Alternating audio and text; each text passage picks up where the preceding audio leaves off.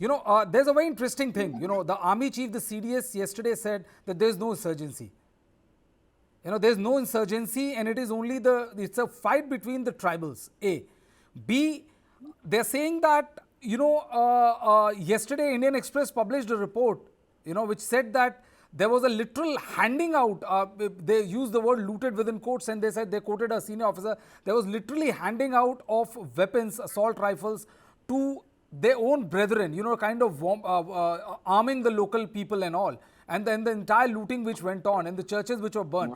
I'm saying, how do you explain all of this? When the chief minister says that these are all groups, underground groups who are part of the coup, then doesn't it begets a very good question that what the army is doing then, and why aren't all those coup leaders being arrested, and why was the government paying them?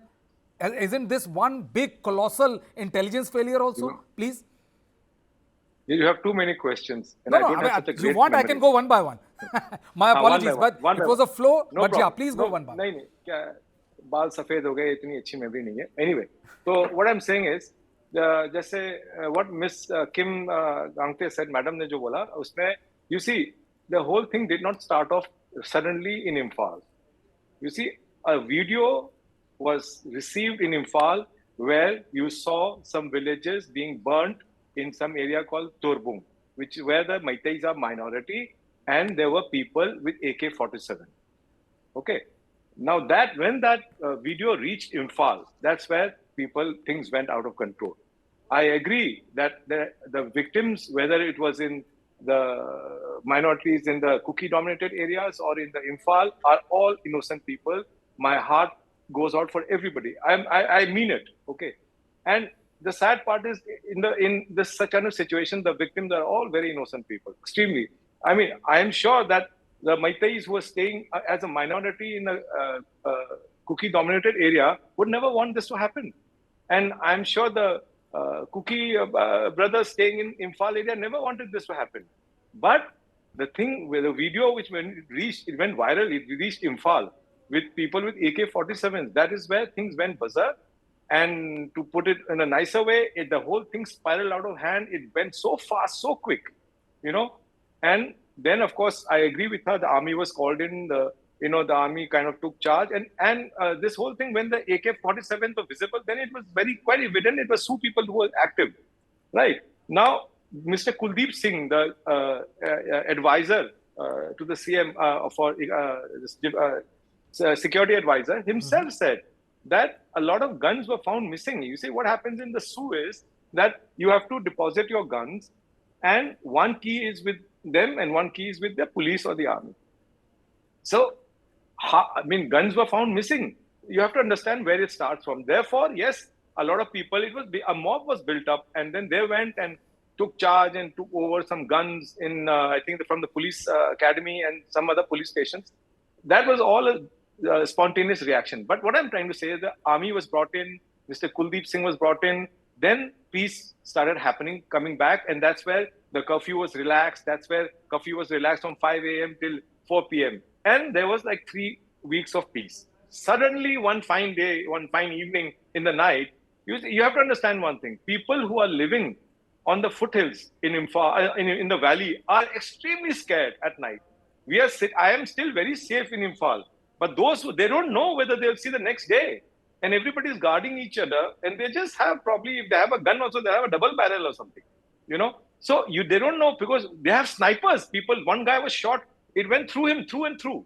You see, they're not ordinary people. Ordinary people don't roam around with AK-47, AK-56 or whatever, these heavy automatic machine guns. It is not like that. So peace had come. Please let peace prevail. Please stop firing. Really, with folded hands, I'm saying, please stop firing from the hills. Things will calm down. Because if you're going to go one eye for another eye, an eye for an eye will make Manipur blind. We don't want a blind Manipur. But I would ask you another question, Nishikant, which is that then what does this say about the alertness of the police and the army? When there was a 3-week lull, how did those weapons landed it at their hand? How did they were able to get it out? See, yes, there has been failure of the administration. I will not say that had it been perfect, nothing would have happened. But if how many people are there in a police station? If 2,000 people storm into a police station, what happens? Just give an example. Because the mob was huge, huge. I am telling you, this was absolutely uncalled for. It was very sad, most unfortunate. Whatever happened, all those. See, if you talk about how many churches, see, then the Maitej will say, well, you burnt so many of our temples. You know, Yeah, it I'm just happened. trying to And say, it's not, sir, what I'm trying to say is that it is not as one-sided as you are trying to make it look like. never, never. You know, I'm not saying I'm it's saying that, look, no, with all due apologies, but I'm saying that it looks like, that one side had a field day and only people from one side got killed, and then the other side no, never had a chance no, of. no. No, I'm not saying. I'm saying it started. But what I'm trying to say is that it. One side, you cannot clap with one hand. Simple. But what I'm trying to say, it's about how it starts. Okay, if we'll keep trading charge at each other. Right now, let's give peace a chance. I am appealing to the Cookie brothers there. Please stop firing with your automatic weapons. People are scared. I'm sure they also are having a lot of anxiety. Everything. Let's give peace a chance. Stop firing. We'll see a peaceful Manipur. Okay, Miss Kim Gangte, you heard Nishikant. How would you like to respond to that? I People being would shot never, at by snipers in the night from. I, I would never be trapped in this blame game.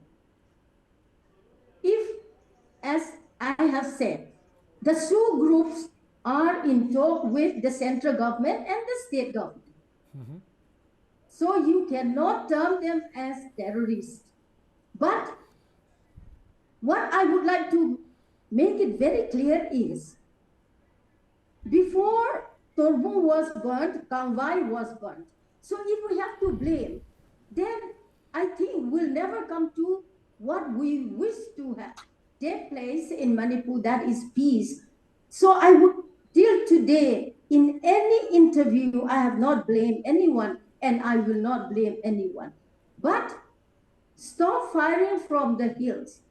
Then why are so all the cookies from the valley or from Imphal area had to moved away, and also in all the valley areas, all the villages have been burned down.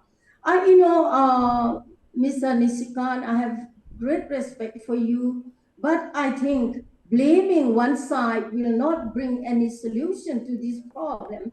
And let me tell you, what about Arambai, Tengol, Meitei Lipun, and others? I don't want to blame them. What I would come to this point again. It is total administrative failure, and the chief minister has to bear the responsibility of all these violences taking place, for the death of so many people from both sides. And this is nothing but man-made disaster. And if this has to stop, I think the chief minister must, with dignity, must resign, and the central government also must look into this, so that as a responsible person, the chief minister must own moral responsibility for this. I think everyone wants peace. Mr. Nobody wants to be in this condition. And I'm not going to blame anyone but the administration. So I think Mr. Nishikant should not blame. We, as responsible legislators and also citizens of this country, must bring justice. Whoever is responsible, whether high or low, small or big, rich or poor, justice must prevail. Only then peace will come. Justice for all the communities. For all the communities.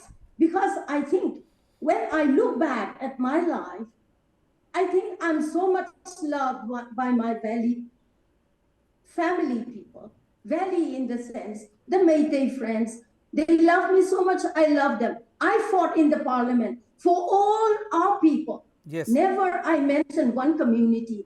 For all our people, even with tears from my eyes, I fought for my people. And today, I will, yes, ma'am. Mr. I Nishikant, I'll come to you. I have also been told by my panelists that Professor Bhagat Oinam, who's a concurrent faculty special center for the study of Northeast India, has also joined it.